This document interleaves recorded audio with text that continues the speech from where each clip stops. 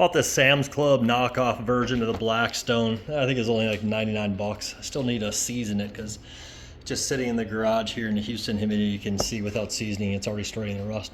So I built this aluminum, kind of custom trailer hitch, 2-inch trailer hitch, receiver hitch, whatever, stand for it, so I can stand off of the truck or the camper, and I'll probably just bolt on a small RV hitch onto my camper so I can have this underneath the awning. Total length of this extension is just over 30 inches, 30 1/2 inches. So I figure it's gonna, when you plug it in, it's gonna be somewhere between 24 and 26 inches from the back side of the Blackstone knockoff, whatever, to the camper. That should be plenty to dissipate heat and keep some of the splatter off of there.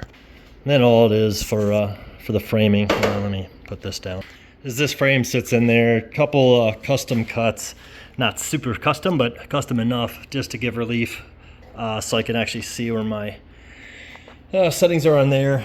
And then also on this side, just for the gas supply line to be able to connect in, just had to cut a little bit of a relief in this angle aluminum. This is just 1/8 inch angle attached to, I don't even think this is quite 1/8 inch thick here on this tubing, but just wanted something lightweight that I can throw into the storage locker and slam into place when I want. Of course, it just sits down in there on that little ledge edge all the way around. Kind of get, this is a two-handed job really, but it's just got a nice snug fit.